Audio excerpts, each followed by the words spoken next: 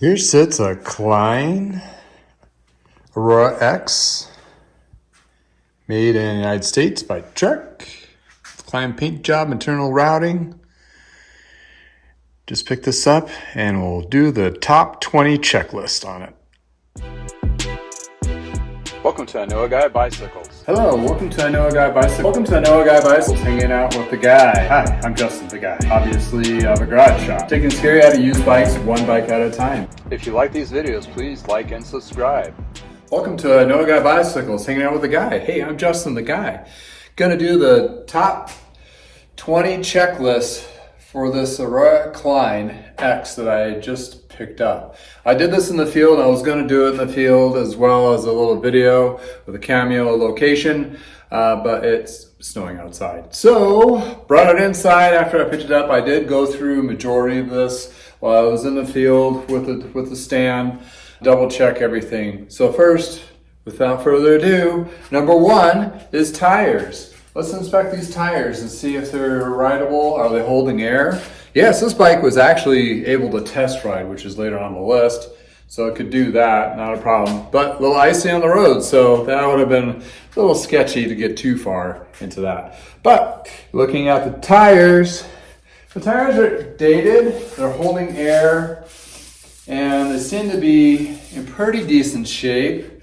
But so, you know, probably ride it for a little bit, but you probably would want to invest in new tires. And that's pretty much with majority of the bikes that are used that you're going to be looking at. And eventually you'll settle on a type of tire that you prefer, like a Continental Gator Skin or a Specialized Armadillo or a Truck Bontrager or something like that. You know, it's like shoes. You know, it's just a flavor thing, and some perform different ways than others. I'm not going to get into that, but you will eventually find something that you prefer that will fit your type of riding and your needs. So going on to number two, does the wheel spin smoothly? In this case, it does spin smoothly. It doesn't ratchet, but to actually know that it's kind of tight or whatever, a quick check is just to grab onto the frame and feel the vibration while you're pedaling it. So you can kind of feel if there's any kind of excess vibration, if the cog binds up and so forth, or you can check the front. By checking the front, do the spin test too and feel it if it feels smooth. And you want to check both of them, of course. The best case scenario is actually taking it off the bike, drop it out of a quick release, and give it a little spin test and see how it feels. And you don't want it to be loose, and you don't want to feel any notches or binding up.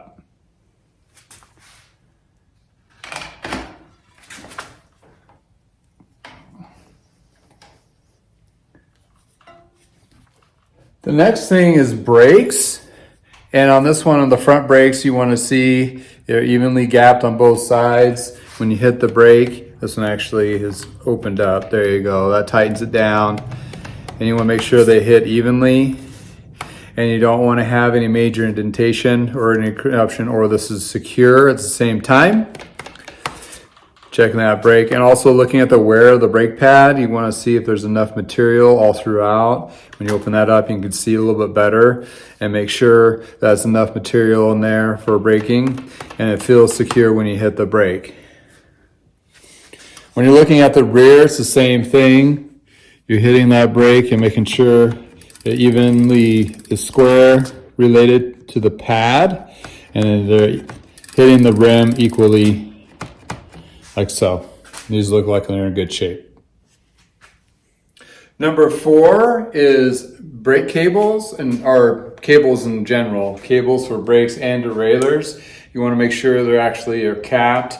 Doesn't look like you have any fraying in them. Also in the front derailleur and the rear derailleur has the brake. And you want to make sure they're not binding up in the shifting. Also, this one's kind of discolored, like it's been a little bit rusty, so that's the case that you may want to have that replaced. Also, when you're looking at it front here, when you push it back and forth, there's plenty of flex in this cable housing for the shifting and brake, so it doesn't bind up, you know, the point where it's going to cause any abrupting braking up front. This is routed correctly, and it's not too tight. If it was too short, it would bind up. that kind of thing. So the brakes and cables housing, and also you're looking if there's any kind of cracks inside the housing itself as well. So those look good as they sit. Number 5 is checking the frame for any cracks or any kind of major dings. Usually I use a rag to do this, to kind of go through the frame to make sure I can feel anything, as well as remove any dirt as I'm doing this. And especially on carbon, sometimes it'll snag the rag, and that way it will seem to be in good shape. So I'm inspecting. Also, I did look underneath on this bike to make sure the chain stays, the seat stays, look good. The serial number is still intact. And you can see everything underneath. This one is actually pretty clean throughout. Number 7 is rear derailleur jockey pulleys and rear derailleur. You know, make sure it's intact, no major scrapes on the outside from crashes, because this guy sticks out. And also looking at the jockey pulleys, make sure they're intact, as well as the front. And other note, a good giveaway is the shifters, and these actually look very clean. There's no scuffing or marking, and the caps are still intact, so that's usually a good indication that it's in pretty good shape.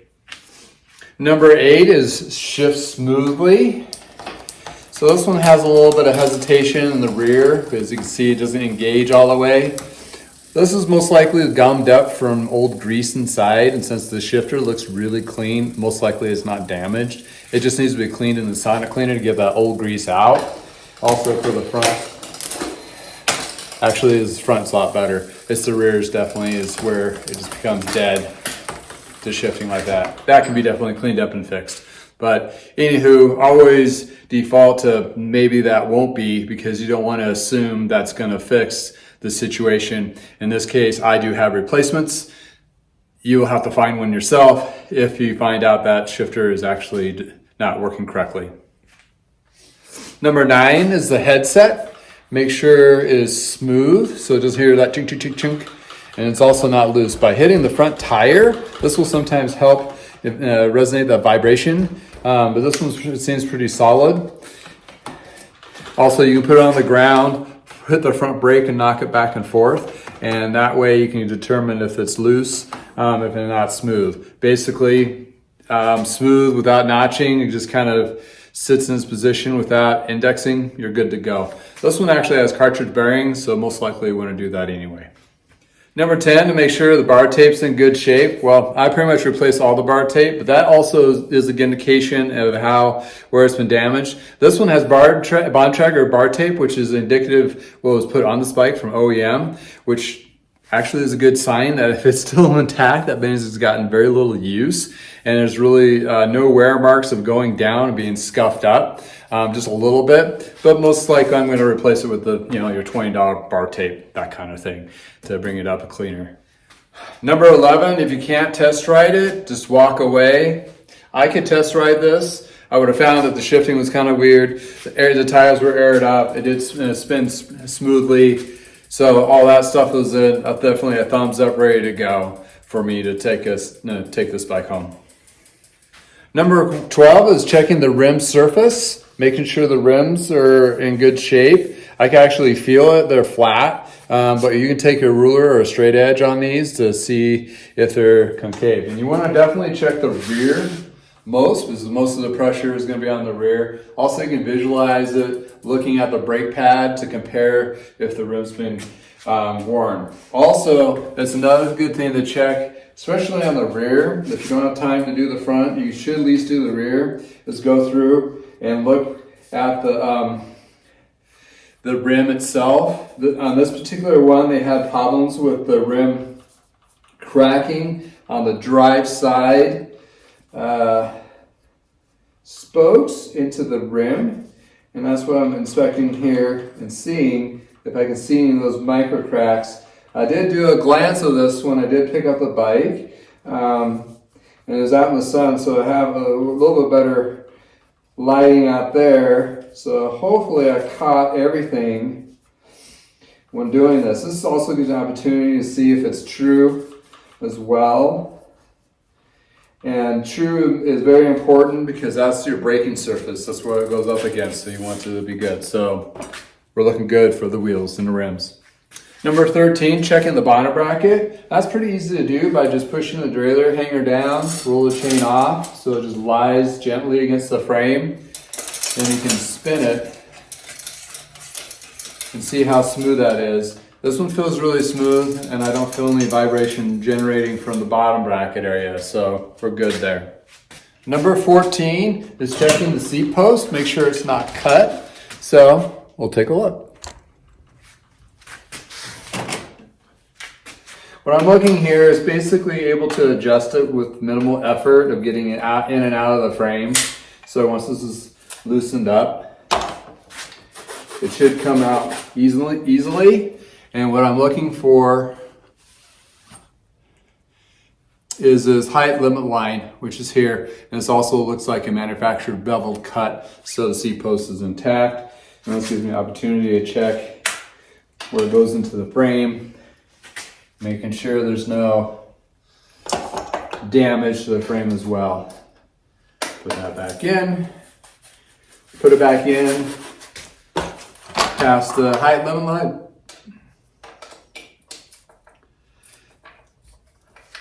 Tighten it down for the rest of the inspection. And number 15 was checking the binder bolt here, which I did. You want to inspect is make sure there's no corrosion or contamination. Also, there's no cracking and chipping of the paint in that area to make sure it's safe. Number 16 is the spacing of the head tube. And this one I can actually visually see through the gap inside here, but it's really nice to have a little Allen tool just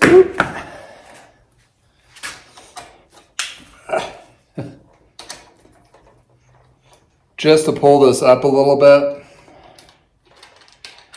and you're making sure this bolt is underneath the line of the steer tube of the fork. So that's good to go. If it doesn't, the spacing may need to be switched out on the spacers here. Not a super big problem to fix, but you don't want to ride it if it's not set up correctly.